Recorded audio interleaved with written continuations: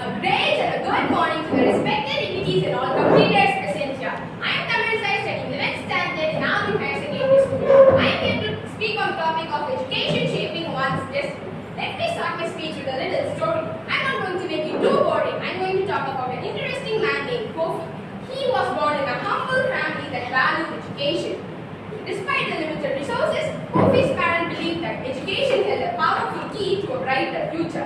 Inspired by their words, Kofi developed a deep passion for learning and understood the true power education held. One day, a well-known educator named Mr. Johnson visited the village. He spoke to the community about the transforming power of education. Kofi was captivated by his words and thought education had made a catalyst change in all of our lives. Kofi immersed himself in studies and he faced numerous amounts of problems along his way, but his belief in education kept him going. Kofi has become a great and respected leader in his community. One day, his passion and dedication caught many eyes of prominent leaders, especially Nelson Mandela.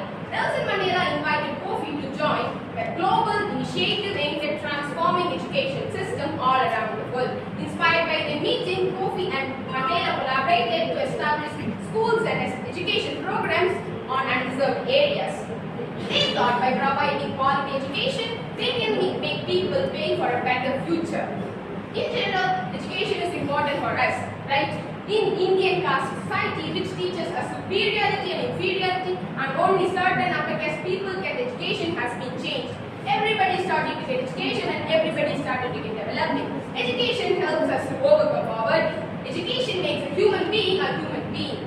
Mahatma Phule said that education is the third eye of an individual, which helps us to see a new and a different world. We have been fighting for women's education for centuries, and we have attained it, not fully but whatsoever. Women have started to get education and developing their lives equal to men. When a man gets education, it is a benefit for him. When a woman gets education, it is a benefit for an entire generation. Mariam wanted an ideal thinking and lifelong learning. Mariam wanted us to speak for ourselves. Questioning is the basic thing of education. Questioning makes us think what we know and what we don't know. Questioning makes us think in all possibilities and perspectives. I finally quote a 16-year-old girl Malala's speech on the UN Assembly on 12 July 2013. I am here to speak up for education of every child. Dear brothers and sisters, do you realize the power of our vision when we see darkness?